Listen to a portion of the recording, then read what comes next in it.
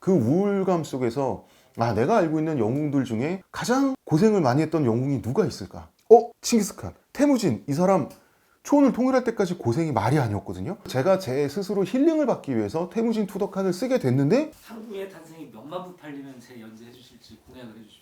20만 부. 20만 부부터는 초안쟁패를 다시 재개해서 완결을 지을 때까지의 생활고를 견디지 않아도 될 것 같아요. 예명 걸고 야설이라도 쓰고 싶어요. 저는 진짜 제가 야설 쓰면은 전국에서 10위 이내로 잘 쓸 자신 있어요. 자신은 있습니다.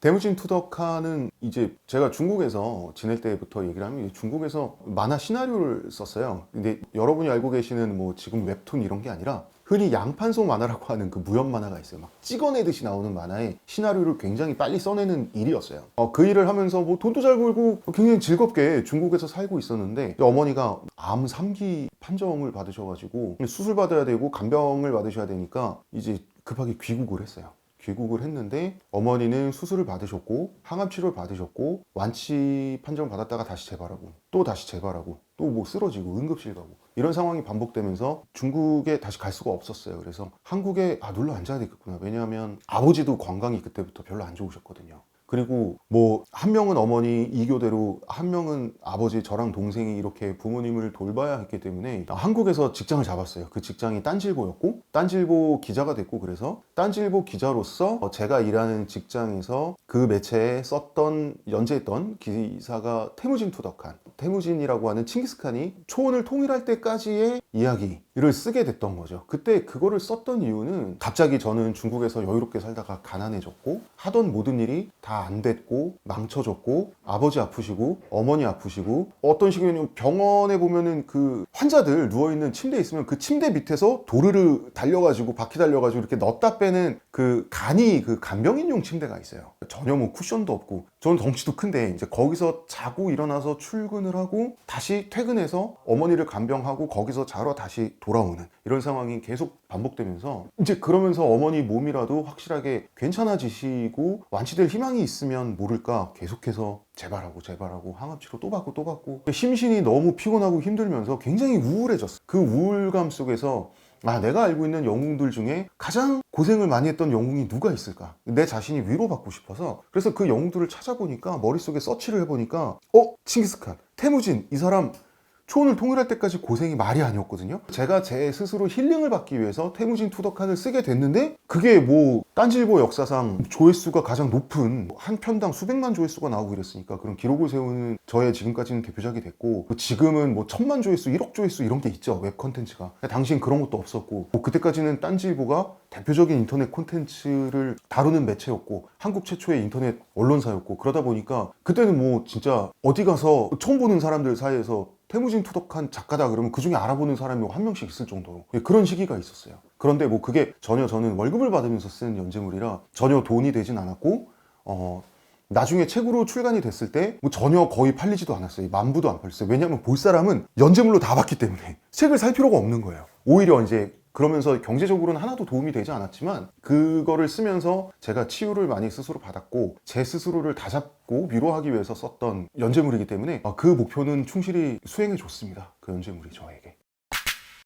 초안쟁패 같은 경우는 정치의 본질을 보여주는 사건이 초안쟁패라는 사건, 유방과 항우에 천하를 둔 싸움이라는 생각이 들어서 초안쟁패를 원래는 연재를 하게 됐던 거예요. 지금 연재 중단이 된 지 막 몇 년째인데 아직도 독자들이 저한테 초안쟁패 언제 다시 쓰시나요? 이렇게 저를 갈구는 독자분들이 있거든요. 제가 뭐 페북이나 어디 뭐 기사 쓰고 그러면 댓글에 초안쟁패는 언제 점점점 이래서 이런 상황에서 제가 초안쟁패 얘기를 여기서 하는 게 굉장히 저도 부담되고 민망한데 일단 연재 중단은 정말 죄송합니다. 근데 그거를 쓰려면 일주일에 3일, 4일 정도가 걸려요. 한 편을 쓰는데 공부하면서 써야 되기 때문에. 근데 일주일에 3, 4일을 한 기사 연재물에 할애를 하면 저는 뭘 해서 먹고 삽니까? 생계가 아예 성립이 안 되기 때문에 이 생계 문제 때문에 도저히 쓸 수가 없어요. 여러분 그건 이해를 해주셔야 됩니다. 제 책이 뭐 정말 몇십만 부 팔려서 베스트셀러 작가가 되면 그냥 초안쟁패 쓸 수 있죠. 근데 그렇지 않고서는 물리적으로 못 써요. 그건 여러분들이 이해를 해주셔야 되고, 다만 이제 초안쟁패를 시작하게 됐던 이유는 그런 거예요. 뭐냐면 당시 후세 평가뿐만 아니라 당시 그때를 사는 중국인들의 평가에서도 항우는 영웅 중에 영웅이고, 그 다음에 유방은 아주 그냥 술 먹고 알코올 중도자에 중늙은이에 교양도 없고 말도 거칠고 사람이 참 품성도 조잡하고 이런 그냥 근본 없는 양아치 취급을 당시에도 받았어요. 민중들에게. 그러나 민중들은 유방을 선택했습니다. 왜? 유방은 항우처럼 사람을 학살하지 않으니까. 유방은 적어도 백성은 밥을 하늘로 여긴다. 백성을 굶어 죽게 만들지 않겠다. 라고 하는 그 약속은 지켰기 때문이에요. 그러니까 당시에 유방과 백성들은, 유방이 백성을 사랑하는 품성도 아니고 백성도 유방을 인간적으로 존경하거나 멋지다고 생각하지 않았어요. 추잡한 늙은이라고 생각했어요. 백성들도. 평가 정말 안 좋았어. 인물평은. 그러나 백성들은 유방을 선택했고 유방은 백성들을 선택했어요. 왜? 타협한 거예요. 계약을 한 거죠. 먹고 살게 해주겠다. 삶이 지옥으로 떨어지지 않도록 보장을 해주겠다. 백성도 계약을 하는 거예요. 당신을 편들겠다. 항우 대신 당신을 편들 것이고 당신에게 세금을 성실하게 납부하겠다라고 하는 계약이 암묵적으로 이루어진 끝에 항우를 물리치고 승리할 수가 있었거든요. 그러니까 백성도 그렇고 군벌도 그렇고 다 유방을 선택해요. 나중에 최후의 전투인 해야 전투까지 가면 항우는 자기랑 자기 신복들, 자기 직속 병사들밖에 안 남고 천하에서 외롭게 고립이 되거든요. 왜? 항우는 영웅 중에 영웅이었지만 세상에 대해서 잔인했고 너무 자유분방한 나머지 세상과의 암묵적인 약속, 학살하면 안 된다, 너무 잘난 체하면 안 된다, 이런 암묵적인 약속을 지키지 않았기 때문이에요. 초안쟁패가 정치의 본질을 보여주기 때문에 이것은 해볼 만한 이야기다라고 생각해서 시작을 했고, 아무튼 독자 여러분, 연재 중단은 정말 죄송합니다. 항우의 탄생이 몇만 부 팔리면 제 연재해 주실지 공약을 해주십시오. 20만 부. 20만 부부터는 초안쟁패를 다시 재개해서 완결을 지을 때까지의 생활고를 견디지 않아도 될 것 같아요. 그래서 좀 계산을 해보면 20만 부로 하겠습니다.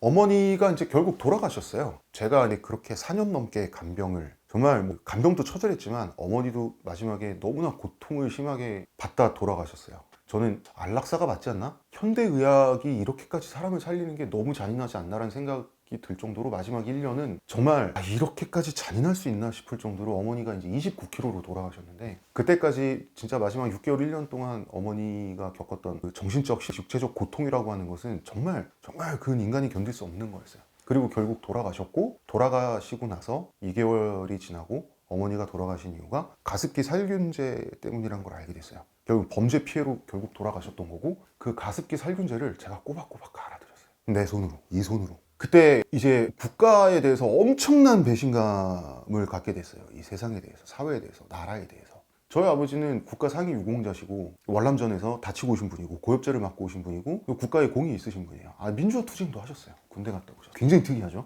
보통은 둘 중에 하나만 하시는데, 아버지가 국가 상위 유공자가 되긴 전이지만 되는 게 확정됐어요. 보통 이제 몇 년에 걸쳐서 이제 심사가 진행되기 때문에 그 전에 알게 되거든요. 당연히 알게 되잖아요. 그 다음 분기에 이제 뭐 국가 유공자 그 처리가 된다, 이런 게 확정되고 나니까 아버지가 저를 대학 1학년 1학기 세 번째 학기 다니던 거를 그냥 중단시키고, 보통 그런 경우가 없는데 군대를 보내셨어요. 왜냐하면 국가 유공자 그 정말 자격증이 나와버리면, 증이 나와버리면 자식이 군대 안 갈 수 있으니까 자식 군대 안 갈까 봐. 그래서 강제로 보냈어요. 학기를 중단시키고.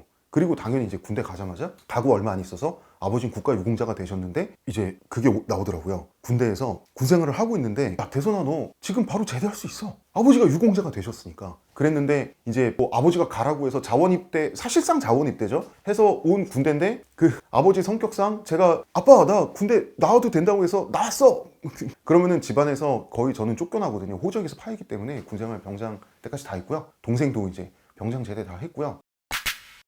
또 이제 우리 아버지의 애국심이 어떤 거냐면, 저는 이제 저는 철학과를 나왔어요. 철학과를 나오니까 당시에 취업이 안 되는 거예요. 아예 그냥 대기업 공채 홈페이지에, 대부분의 기업 홈페이지에 다음 과 졸업생이나 졸업 예정자는 처음부터 지원하지 마세요 라고 해서 철학과 꼭 들어가 있어요. 철학과, 뭐 기업들 입장에 쓸모가 없으니까 어떡하지 50번 떨어지고 60번 떨어지고. 그래서 국가유공자 자녀는 그 가산점이 있기 때문에 내가 교사를 하면 되겠구나, 경쟁에서 정말 유리하게 경쟁을 해서 교사가 될 수 있거든요. 아버지가 반대했어요. 남의 자식 한 명 더 떨어뜨리려고 나라에 봉사한 거 아니다. 그 말 한마디 때문에 저는 그것도 포기했어요. 학원 강사 생활을 했었어요. 그래서 교사가 될 수 있었는데 그 정도로 저는 뭐 비록 아버지의 강권일 수도 있고 권고일 수도 있고 아버지의 어떤 그거에 의해서긴 하지만 내 나름대로 애국을 했는데 이 국가가 가습기 살균제 피해로 나와 내 가족과 어머니에게 이럴 수가 있나. 그리고 그 어머니의 마지막에 너무나 말로 표현할 수 없어요. 너무나 심했던 고통. 그것 때문에 이제 우울증, 분노가 와가지고 저는 한 6년, 7년을 알코올 중독 상태로 보냈고요. 정신과 다녔고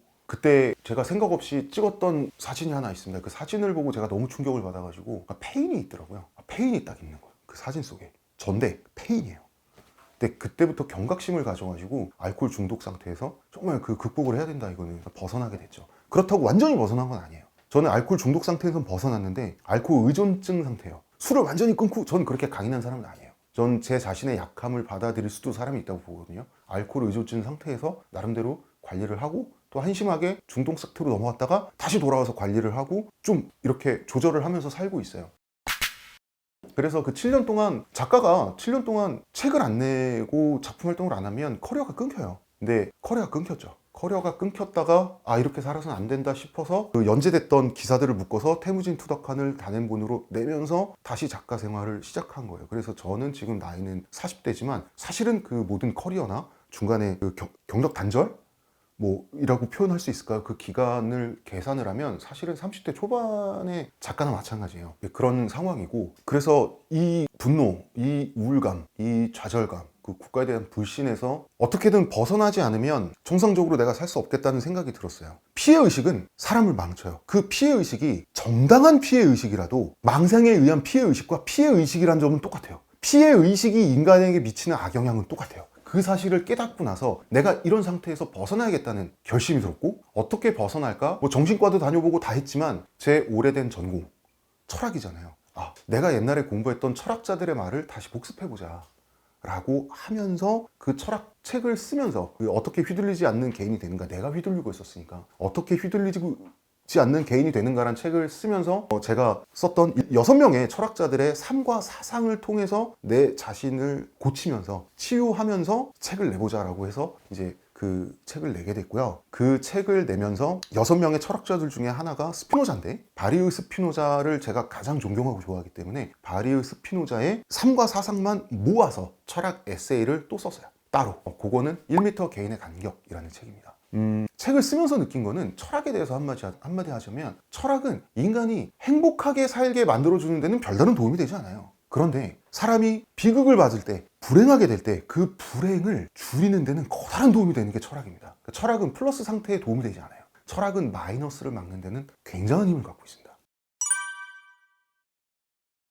도움이 됐죠. 왜냐하면 철학에선 논리를 배우고 역사에선 사실을 배우잖아요. 저는 전공이 철학이지만 그러면은 그 역사에서 있었던 사건들을 맥락 삼아서 C줄과 날줄로 엮어서 그걸 논리적으로 추정하는데 철학을 배웠던 게 저의 경우에는 의외로 굉장히 유리하더라고요. 그래서 철학을 배웠었던 사람이 역사를 한번 해보는 거, 역사책을 한번 써보는 거, 혹은 책을 쓰지 않더라도 역사를 한번 공부해서 자신만의 이론이나 생각, 자신만의 역사적 맥락을 한번 구축해보는 거 전 추천해요. 되게 재미를 느끼실 수 있을 거예요. 추천합니다. 역사 철학은 되게 잘 맞아요. 그래서 정말 참고문헌 정리하는 것도 힘들 정도로 진짜 막 책을 쌓아놓으면 이만큼이요, 논문을 쌓아놓으면 이만큼이요. 책 한 권을 쓰기 위해서 무슨 300권 이렇게 읽어야 되니까 공부하는 것도 질력나고요. 쓰는 게 힘든 게 아니라요. 쓰는 거 물론 힘들죠. 쓰는 거 솔직히 3달이면 씁니다. 2개월, 3개월이면 하나 나와요. 문제는 내가 한 말이 맞나 틀리나, 내가 한 말의 근거를 찾기 위해서 내가 나를 검수하기 위해서 책을 읽고 논문을 읽고 그런 적정한 책과 논문을 찾고 그것을 이 논문과 이 논문을 비교해서 그것을 그 교차 분석을 하고 하는 내가 쓴 원고에 책임을 지는 시간이 그 시간이 7개월, 8개월 걸리고 그 시간 동안에 한 500권 읽어야 돼. 책을 죽어나요. 그게 너무 지치기 때문에 저는 정말 모르겠습니다. 이 한국인의 형태까지 쓰고 나면 당분간은 공부하지 않으려고요. 공부하지 않는 글을 쓰고 싶어요. 창작, 정말 이야기 자체, 인물, 전개, 사건, 글쓰기 자체 이것만 정말 하고 싶어서 모르겠어요. 평생인지 당분간인지 시소설 에세이만 쓰고 싶습니다. 그게 아니라면 정말 어디 노벨피아 같은 데 들어가가지고 예명 걸고 야설이라도 쓰고 싶어요. 저는 진짜 제가 야설 쓰면은 전국에서 10위 이내로 잘 쓸 자신 있어요. 자신은 있습니다. 야설 쓰면 그 정도로 그냥 창작을 하고 싶어요. 장착하고 싶어요. 인문학 서적 힘듭니다. 하지만 저는 힘들게 썼지만 여러분들이 읽으시기에는 가장 쉽게 읽으실 수 있도록 속도감 있게 읽을 수 있도록 노력해서 썼으니까 책 한번 읽어보세요. 고난이었을까요? 일단 저는 제가 이제 고등학교 1학년 넘어가면서 수학을 완전히 포기했기 때문에 당시 입시제도에서는 수학을 포기한 사람이 절대 명문대나 인서울에 갈 수가 없어요. 그래서 어떤 면에서 마음이 편했죠. 국어는 전교 1등이었어요. 화학은 100점 만점에 2점 받은 적이 있습니다. 국어는 전교 1등인데 화학을 100점 만점에 2점 받으면 선생님들이 때려요. 너는 공부를 할 수 있는데 안 한 놈이다. 아니에요. 정말 아니에요. 그러니까 억울하죠. 저는 맞으면서 공부를 안 했다니. 해도 안 되는 건데. 국어나 사회탐구 뭐 이런 문과 쪽은 공부를 그냥 한번 읽기만 해도 거의 제일 잘했어요. 그러니까 공부를 할 필요가 없는 거예요. 열심히. 수학, 화학, 물리 아무리 해도 안 돼요. 그러니까 또 다른 의미로 공부를 할 필요가 없는 거예요. 고등학교 이게 수포자가 되니까 마음이 너무 편해지는 거예요. 어차피 나는 인서울 명문대 못 갈 사람이니까 그냥 고등학교 2학년 3학년 때 친구들하고 어울려 놀러 다니고 뭐 밤새 무협지 읽고 책 읽고 철학책 많이 읽었어요. 그리고 수업 시간에는 그냥 뭐 자고 만화방에 갔다가 뭐 중구난방이죠. 근데 저는 또 음악을 날라리였어요. 날라리였는데 이제 애들하고 막 껄렁껄렁하게 막 어울려 다녔는데 음악은 뭐 베토벤 클래식 듣고 좀 이게 애들이 저한테 사이코라고 불렀어요. 그다음에 취미는 또 붓글씨 쓰는 거. 서예 하고 뭐 하여튼 좀 그런 좀 남들 보기에 좀 특이한 고등학생이었던 것 같은데 이제 수포자 때문에 고난을 당했다기보다는 그게 아니라 군대 갔다 오니까 집안이 망해 있는 거예요. 이제 드디어 망한 거죠. 원래 버티고 버티다 그때 가서 망했다는 게 이제 확실하게 된 건데 이제 아버지가 특별히 잘못한 건 없고 빚보증을 잘못 쓰신 거예요. 외삼촌의 빚보증을 서 주셨다가 이제 외삼촌이 IMF 때 망하게 되면서 이제 빚보증을 섰던 일가 친척 몇 집이 이제 같이 망하게 된 거죠. 외삼촌은 이제 뭐 좀 이기적인 생각을 하셨던 것 같아요. 이제 모든 걸 다 떼먹고 직원들 것도 다 떼먹고 호주로 날르시려고 하다가 또 못 날르셨어요. 하여튼 뭐 그렇게 돼가지고 집안이 망해 있으니까 군대 갔다 와서 뭐 동생이나 저나 막노동하고 그러면서 별의별 막노동을 다 해봤어요.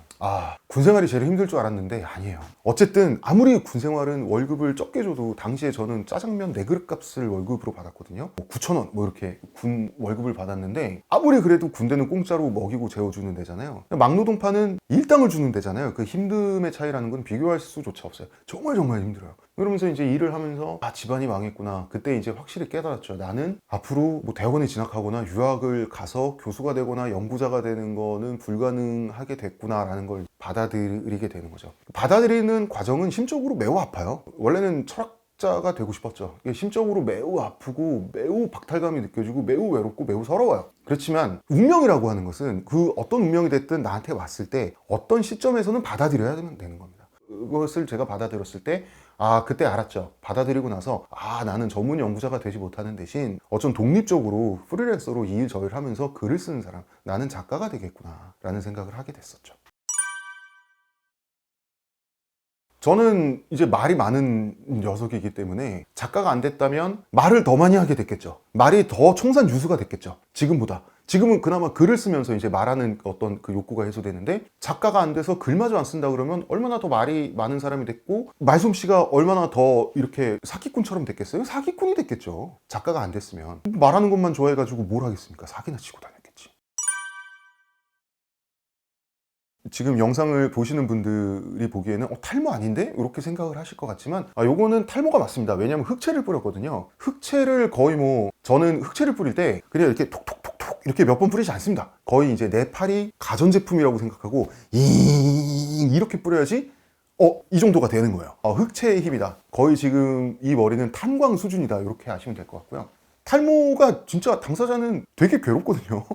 되게 괴로운데 보통 사람이 아프다 그러면은 사람들이 위로를 해주고 함부로 말을 안 해요. 예를 들어서 내가 손이 조금 불편한 사람이다. 그럼 사람들은 그거 가지고 말을 안 합니다. 미안하니까. 탈모에 대해서는 세상이 이상하게 합의를 했어요. 탈모는 아무리 놀려도 되는 걸로 탈모인 아니고 탈모인이 아닌 사람들끼리 합의를 봤어요. 그러니까 탈모인들 대머리들은 전혀 합의를 해준 적이 없는데 머리숱이 많은 수북충 이 나쁜 사람들이 말이야 자기들끼리 탈모는 놀려도 된다고 지들이 정했어. 그래서 탈모가 깨달음을 주느냐? 줘요. 뭐냐면 나의 슬픔, 나의 외로움과 세상은 다르다. 내가 아무리 슬프고 외롭고 기분이 나쁜 것과 세상이 정상적으로 운행되는 것은 별도의 일이다라는 거예요. 이거 굉장히 사람을 냉정하고 객관적으로 만들어요. 근데 철학적으로는 스피노자 철학에 가까운데 좀 심리적인 측면? 이것의 감정적인 측면으로는 쇼펜하우어에 가까운 좀 그런 아픔이랄까요, 탈모는.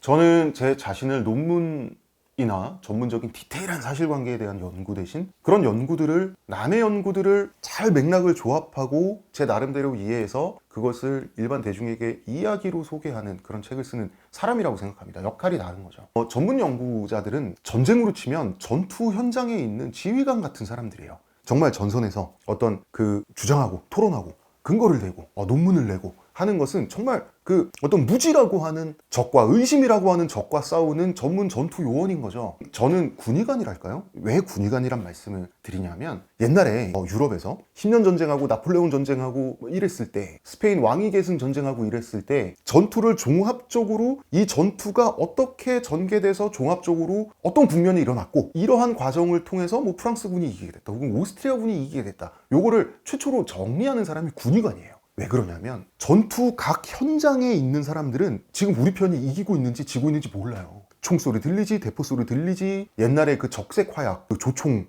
화승총이죠. 쏘면은 앞도 안 보여요. 연기가 너무 많이 와가지고. 그 다음에 백병전하고 얼마나 치열합니까? 뭐가 뭔지 모릅니다. 그냥 싸우는 거예요. 말탄 장교들도 내가 지금 이기고 있는지 지고 있는지 몰라요. 총사령관도 모릅니다. 시야가 막 화염연기 같은 것 때문에 가려지면은 일단 각지에서 최선을 다하는 거예요. 그렇기 때문에 어떤 과정에 의해서 우리 편이 왜 이겼지? 이게 잘 종합이 안 돼요. 정작 전투 요원들은. 이걸 종합하는 사람이 군의관인데, 왜냐하면 모든 전선에서 기병이든 보병이든 포병이든 다 부상자가 나와요. 이 부상자들이 한데 모이는 곳이 어디입니까? 군 병원이에요. 그리고 군의관도 의사잖아요. 의사가 환자를 치료하기 전에 가장 많이 하는 질문이 뭡니까? 어쩌다 다쳤죠? 그 어쩌다를 말하게 되는 거예요. 그래서 이 전투가 처음으로 종합되는 게 병원에서 군의관을 통해서 종합이 돼요. 그래서 이게 전문 군사 연구자나 기자들한테 넘어가면 이 이야기가 돼가지고 전투 복원이 되는 거예요. 그래서 이 복원 과정을 거치기 때문에 우리가 특정한 전투가 어떻게 시작돼서 전개돼서 누구의 승리로 끝났는지가 알게 되는 거예요. 그러니까 제가 하는 역할은 군의관인 거죠. 맥락을, 사실들을, 연구들을 종합해서 하나의 이야기로 만든다라고 하는 겁니다. 그거는 신간이라서 하는 말이 아니고 정말로 한국인의 탄생입니다. 한국인의 탄생은 제가 오랫동안 천착해온 주제가 있어요. 우리는 누구인가? 한국인은 누구인가? 나는 누구인가? 한국인은 서양화된 조선인다라고 말할 수도 있고요. 한국인은 단군의 후예라고 말할 수도 있고요. 우리는 누구인가라고 하는 것이 제가 오랫동안 천착해온 주제고, 그것의 가장 몸통이 되는 이야기, 가장 본편, 가장 메인 코스 요리라고 할까요? 그게 한국인의 탄생이기 때문에 어쩔 수 없이 정말로 한국인의 탄생이 제가 지금까지 쓴 책 중에서 가장 집중한 책이고, 가장 노력한 책이고, 가장 애정하는 책일 수밖에 없어요. 물론 저를 아는 독자분들은 저 양반 또 저 얘기하네 이렇게 말할 겁니다. 저는 신간이 나올 때마다 이 얘기를 하거든요. 하지만 이번엔 진짜입니다. 이번엔 진짜예요. 두 번째로 만족하시는 책, 아끼는 책, 애정이 가는 책. 두 번째로 애정이 가는 책은 태무진 투덕한입니다. 그 책에 의해서 연재 당시에 책 나오기 전에 그 연재에 의해서 제가 팬덤이 생겼고, 저의 고정 독자층이 생겼고, 그 다음에 그 딴지일보 그 필독이라고 하는 들깨라고 하는, 사실 와일드독이라고 해야 되는데 콩글리시죠. 일부러 콩글리시가 했습니다. 좀 웃기라고. 그 필독이라고 하는 저의 필명이 널리 알려졌고, 지금도 어디 가서 뭐 홍대선이라고 하면 홍대선이라는 작가인가 뭐구나 하다가 이제 딴지일보 필독 얘기가 나오면 태무진 투덕한 이런 사람들이 있어요. 되게 많아요. 뭐 저를 세상에 알려주게 한 작품이고, 그 작품으로 되게 많은 지지와 사랑을 받았기 때문에 뭐 한 편당 조회수가 어떤 거는 1000만 가까이 900만이 된 회차도 있었으니까요. 정말 너무 많은 사랑을 받았죠. 뭐 어쩔 수 없습니다. 그거는 저의 두 번째 작품입니다. 유튜브를 오랫동안 안 하다가 지금 하는 이유는 한국인의 탄생을 알리고 싶어서고, 한국인의 탄생을 그만큼 애정하기 때문이에요. 이거는 제가 원고를 쓴 기간은 1년이 안 되죠. 원고를 쓴 기간이 6개월도 안 됩니다. 그러나 그 원고를 쓰기 위해서 저는 10년 동안 숙고를 했거든요. 머릿속에서 10년 동안 숙고를 다 하고 나서 쓴 거기 때문에 정말 어떻게 보면 넓은 의미로는 긴 세월 동안 쓴 책이고, 어떻게 보면 뭐 사상이라고 하면 좀 거창하고 마치 제가 뭐라도 되는 사람처럼 말하면 좀 부끄럽긴 하지만, 저의 사상이 그래도 지금 다 담겨있는, 아직까지는 책이라고 할 수 있는 게 한국인의 탄생이라서, 이 얘기를 책을 읽기 싫어하시는 분들, 책 자체를 안 읽으시는 분들, 책 읽을 시간이 없는 분들에게도 그 얘기를 하고 싶어요. 책이 많이 팔려야 저한테는 좋아요. 인세가 들어오니까. 하지만 그 정도로 제가 인세를 벌지 않아도 그 이야기를 공짜로라도 여러분께 전달하고 싶을 만큼 책을 애정해요. 그래서 유튜브를 하게 됐습니다. 한국인의 탄생은 한국인이라고 하는 우리라고 하는 이 집단은 왜 도대체 이 모양 이 꼴로 생겨 먹었느냐를 알고 이해하기 위한 책입니다. 그러니까 인문학적인 목적으로는 우리 자신에 대한 이해라고 할 수 있어요. 지금 한국이라고 하는 존재는 최근에 세계에 갑자기 갑툭튀해서 등장해서 주목을 받고 있는 존재예요. 그래서 한국인들은 잘 모르는 게 있어요. 한국인들은 우리가 굉장히 보편적인 세계 보편 기준을 따르는 민족이라고 생각해요. 아니에요. 굉장히 유니크한 민족이에요. 굉장히 유니크한 민족이고 외국인들이 봤을 때 저 사람들 일 왜 이렇게 열심히 해? 저 사람들 공부 왜 이렇게 열심히 해? 저 사람들 왜 이렇게 경쟁적이야? 저 사람들 왜 잠도 안 자? 그런데 저 사람들 놀 때는 왜 밤새서 술 먹고 춤추고 미친 듯이 놀아? 자전거는 왜 훔쳐가? 그런데 왜 핸드폰은 안 훔쳐가? 이상한 민족이에요. 한식이라는 음식은 또 왜 저래? 삼겹살, 찌개, 그 다음에 그냥 뭐랄까 김치, 젓갈, 그 다음에 밥상의 구조. 한식은요 갈라파고스처럼 정말 특이한 형식을 갖고 있는 그 밥상이라고 하는 형식을 갖고 있는 특이한 음식이라는 거를 한국 사람들 잘 생각 못해요. 한국은 굉장히 독특한 민족인데 자기네들이 독특한지를 몰라요. 그래서 이제 한국과 한국인은 세계 무대에 세계인의 관심 속에 카툭튀를 했기 때문에 이제 세계인들은 한국인에게 물어봐요. 한국인 너네들은 도대체 왜 그래? 왜 이렇게 특이해? 왜 특이한 거야? 왜 그런 거야? 한국인들은 생각을 해본 적이 없기 때문에 제대로 답을 하지 못해요. 그 답을 나름대로 할 수 있게끔 하기 위해서 쓰여진 책이 한국인의 탄생입니다. 인문적인 차원에서는. 두 번째, 실용적인 차원에서는 이런 거죠. 자, 다시 말하면 한국인의 탄생은 한국인의 탄생 과정을 알면 한국인을 이해한다는 거거든요. 우리는 왜 이렇게 생겨 먹었는가? 한국인의 탄생은 이런 겁니다. 실용적인 차원에서는 한국인은 한국인을 상대로 장사하고요. 한국인과 경쟁해요. 한국인한테 물건을 팔고 한국인에게 사랑받고 한국인에게 미움받아요. 99%는 그래요. 유학을 가 있는 도중에 아닌 한. 그렇기 때문에 실용적인 차원에서는 이런 거죠. 적을 알고 나를 알면 백전불태. 더 유리해진다? 뭐 너무 장사꾼 같은 말이지만 저는 그 기능이 이 책에 있다고 생각을 합니다. 작가로서. 저는 흔들리지 않는 삶이 멋지다고 생각을 합니다. 옛날에는 멋진 삶의 기준이 그런 거였을 수도 있겠죠. 내가 벤틀리를 몰면서 이 88도로를 달리고 있어요. 올림픽대로를. 조수석에는 미니스커트를 입은 아주 미녀가 타고 있고 우리가 향하는 곳은 별 5개, 5성 호텔 스위트룸이야. 이런 삶을 멋있다고 생각할 수도 있었겠죠, 옛날에는. 지금은 그런 게 멋있다고 생각하지 않고요. 모르겠어요. 간지는 좀 날지 모르겠지만 같은 돈이 있다면 저는 안 할 것 같아요. 저는 그냥 택시를 탈 것 같습니다. 그게 훨씬 편하니까. 나이를 먹어서 열정이 떨어진 걸 수도 있는데 멋진 삶이라고 하는 것에 대한 기준이 바뀌었습니다. 흔들리지 않는 삶이 저는 멋진 삶이라고 생각하고 흔들리지 않는 삶은 자기보다 뛰어난 재능을 갖고 있는 사람에게 시기 질투 없이 순수하게 감탄하고 자기보다 처지가 훨씬 안 좋은 사람에게 우월감을 느끼는 게 아니라 그 사람의 처지를 순수하게 공감하고 이해해 줄 수 있는 게 흔들리지 않는 삶이라고 생각해요. 우월감도 열등감도 잘 느끼지 않고 자존심 대신 자존감이 있고 흔들리지 않는 삶이라고 하는 것은 지금 행복하다고 해서 그게 다 내 능력이 아니라는 거. 내가 지금 처지가 나쁘다고 해서 그게 다 나의 무능 때문이 아니라는 거. 그것을 아는 것만 해도 저는 사람이 흔들림이 크게 줄어든다고 생각해요. 저는 옛날에 제가 월에 한 1,000만 원씩 벌던 때가 있었어요. 벌써 거의 한 15년 전쯤에 월 1,000만 원을 벌었으면 진짜 돈을 많이 번 거예요. 같은 나이 때. 그때 저는 또 프리랜서였거든요. 생활도 자유로웠어요. 그때 월급 150만 원, 200만 원씩 받아가면서 노예처럼 일주일에 5번씩 출퇴근하는 직장인들을 보고 저는 오만함을 느꼈어요. 확실하게 기억합니다. 그 감정을. 그리고 그 오만함은 더 커질 계획이었어요. 왜냐하면 저는 그때 제가 계속해서 많은 돈을 벌게 될 거라고, 더 많은 돈을 그렇게 생각을 했고 저는 평생 결국 그러다가 부자가 될 거라고 생각을 했어요. 제가 부자가 될 거라고 생각하니까 저는 부자가 못 될 것 같은 수많은 사람들을 속으로 무시하게 됐었어요. 아주 그냥 철딱서니가 없었던 시절이죠. 그럼 지금 와서 생각해보면 그때 저는 왜 생활이 여유롭고 제 자신 유능하다고 생각을 했느냐. 그냥 풍요롭고 등 따시고 배부른 그곳에 있었기 때문이에요. 그 업계에 있었기 때문이에요. 그 시공간에 있었기 때문이에요. 그 시공간에서 저는 퇴출되게 됐어요. 어머니도 아팠고 간병도 해야 했지만 그 업계 자체가 사양산업 업계가 되면서 업계 자체가 사라져버렸어요. 그 시장이 사라져버렸어요. 그래서 저는 그 시장에서 어떻게 보면 사라져가는 시장에서 밀려나와서 저도 일반 직장인이 됐었어요. 저도 월에 200만 원도 간신히 버는, 못 버는 그런 직장인 생활을 하면서 갑자기 저는 가난한 사람이 된 거예요.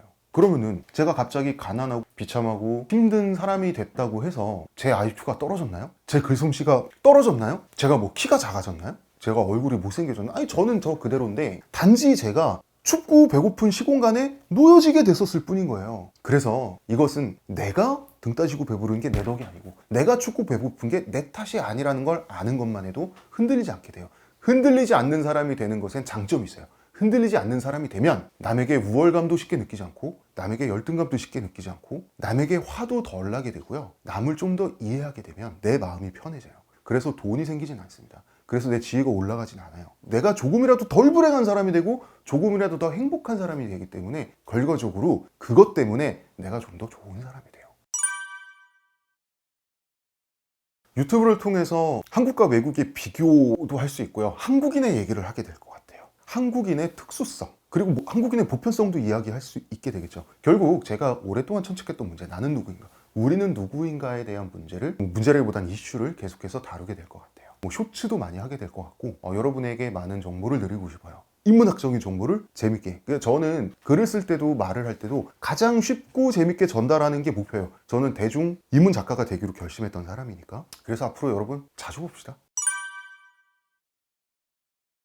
쇼펜하우와 저요. 사람이 보통 냉소적일 때는 쇼펜하우처럼 돼요. 냉소적일 때. 이 말씀을 드릴게요. 쇼펜하우어는 여력과 보유라는 책을 썼고 그것은 에피소드별로 된 철학 에세이고 문장력이 어마어마한 사람이에요. 엄청 시니컬하고 그 시니컬한 문장력, 필력을 읽는 쾌감이 있어요. 쇼펜하우어가 글을 엄청나게 잘 쓰는 사람이기 때문에 그 문장을 멋있게 간지나게 써요. 그렇기 때문에 쇼펜하우어의 문장들을 갖고 와서 그 편집본 책을 내는 거는 옛날부터 있었어요. 원래 일본에서도 있었고 서양에서도 있었고 일본 책을 우리나라에서 이제 중역이라고 하죠. 중역도 하고 그냥 번역도 하고 하면서 일본 따라 하면서 우리나라 출판사에도 쇼펜하우어 책 많이 냈어요. 그리고 쇼펜하우어의 특정한 문장들이나 사상 꼭지들을 갖고 와서 자기 생각을 섞어가지고 에필로그로 만드는 경우도 있고 쇼펜하우어 문장만으로도 이리 붙이고 저리 붙여서 편집본 책을 나오는 경우도 있고 그거를 서양, 유럽, 미국, 일본, 우리나라에서 1년에 몇 번씩 나와요. 그런 책들이. 마흔에 있는 쇼펜하우어도 그런 책이에요. 그래서 중요한 거는 그러니까 마흔에 있는 쇼펜하우어 작가를 무시하는 게 아닙니다. 하지만 그 책은 쎄복인 건 맞아요. 복이 있다고 해서 무시하는 건 아니에요. 절대 그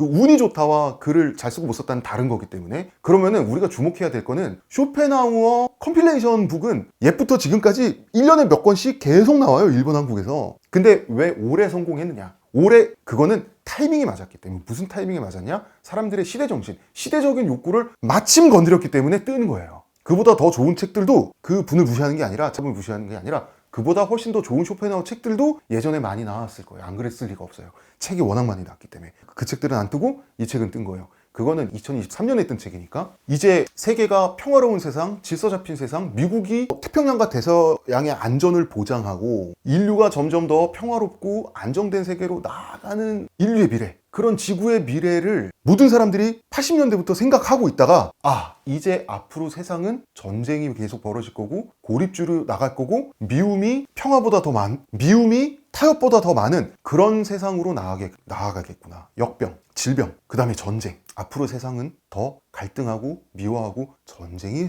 많아지겠구나. 경제도 더 어려워지겠구나를 한국인들이 확신한 해가 2023년이에요. 그렇기 때문에 앞으로 나는 어떻게 살아야 되지? 불안한 세상 속에서 걱정이 많을 때 그리고 세상에 대해서 냉소적이 될 때 내 자신을 어떻게 내 자신의 마음과 영혼을 지켜야 할지 의문스러울 때 항상 그런 시대에 쇼펜하우어 책이 베스트셀러가 됩니다. 지금까지 그래왔어요. 100년 넘게 그래왔어요. 서양에서도. 그렇기 때문에 앞으로 세계는 우리가 아는 세계는 지금까지의 세계보다 더 나쁜 세계가 될 것이다. 더 가난한 세계가 될 것이고 더 위험한 세계가 될 것이다. 이런 비관성의 시대에 쇼펜하우어가 뜨기 때문에 마흔에 있는 쇼펜하우어의 성공은 무엇을 반증하냐면 2023년에 한국인들이 미래를 제대로 걱정하기 시작했다는 것을 뜻합니다. 목표나 비전은 당연히 베스트셀러 작가가 돼서 책을 100만 부 파는 거죠. 하지만 그것은 제가 만드는 게 아니라 시장이 만드는 거고 독자들이 만들어주는 거기 때문에 저는 저의 일을 할 수밖에 없는 거잖아요. 일단 저의 목표는 한국인의 탄생의 후속작인 한국인의 형태를 쓰는 거고요. 빨리 이 공부 많이 하고 책 많이 읽고 논문 많이 읽어야 되는 인문학 작가의 처지에서 빨리 벗어나는 데 성공하고 독자와의 약속을 다 지킨 다음에 그 다음에 창작을 하는 겁니다. 소설을 쓰든 에세이를 쓰든 시를 쓰든 셋 중에 하나 혹은 전부를 정말 하고 싶어요. 창작으로 도망가겠다는 건 아니고 또 그것도 치열하게 한번 해보고 싶어요. 문장 자체, 글 자체, 이야기 자체도 한번 해보고 싶은 겁니다. 시, 에세이, 그 다음에 소설을 통해서 제가 하게 될 것은 고독을 많이 다루게 될 것 같아요. 고독. 인간은 필연적으로 고독한 존재인데 그 고독 속에서 어떻게 어렵게 인간관계를 맺느냐에 대한 얘기를 하게 될 거고 그 인간관계는 얼마나 깊고 진실하기는 하냐에 대한 의문을 던지게 될 것 같아요. 왜냐하면 저도 사실은 심적으로는 쇼펜하우어에 퍽 가 있는 사람이라서 아마 글을 쓰게 되면 쇼펜하우어적으로 쓰게 될 것 같습니다. 그렇지만 쇼펜하우어가 인간성을 결코 포기한 사람은 아니에요. 쇼펜하우어는 인간에게 마지막 남은 보루는 타인에 대한 동정심이다라고 생각하는 사람이거든요. 그러니까 쇼펜하우어 철학이 결코 냉소와 비관과 염세로 이루어진 철학은 아니에요. 퍽 냉소적이고 염세적이어서 매우 문장이 매혹적이고 시니컬하고 간지나나 이 세상을 유지하는 마지막 보루는 인간 속에 남아있는 공감 능력, 동정심이라고 말하는 게 쇼펜하우어거든요. 아마 그런 차원에서 저도 글을 쓰게 되지 않을까 싶습니다. 그리고 여러분 쇼펜하우어 철학을 너무 오해하지 말아주셨으면 좋겠어요.